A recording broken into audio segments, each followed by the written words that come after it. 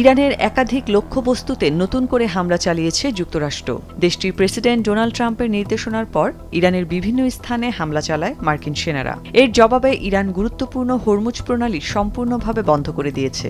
দেশটির সামরিক বাহিনী হরমুজ প্রণালী দিয়ে তেলবাহী ট্যাঙ্কার, বাণিজ্যিক জাহাজ সহ সব ধরনের নৌযান চলাচল বন্ধের নির্দেশ দিয়েছে।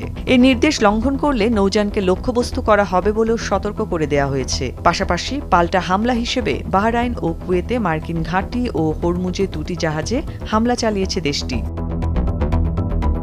আইআরজিসি জানায়, এই গুরুত্বপূর্ণ জলপথে তেলবাহী ট্যাঙ্কার ও বাণিজ্যিক জাহাজ সহ সব ধরনের চলাচল প্রভাবিত হবে।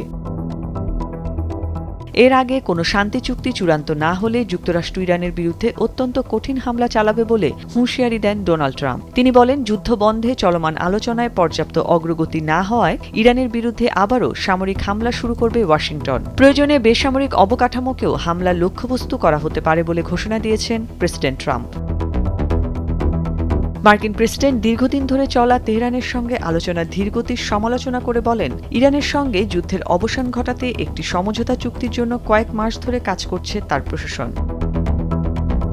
ট্রাম্পের এই মন্তব্যের ফলে সম্ভাব্য মার্কিন হামলার পরিধি নিয়ে নতুন করে উদ্বেগ তৈরি হয়েছে। কারণ আন্তর্জাতিক মানবিক আইন অনুযায়ী বেসামরিক জনগণের জীবন ধারণের জন্য প্রয়োজনীয় অবকাঠামোতে হামলা অত্যন্ত বিতর্কিত এবং অনেক ক্ষেত্রে আন্তর্জাতিক আইন লঙ্ঘনের প্রশ্ন উত্থাপন হতে পারে।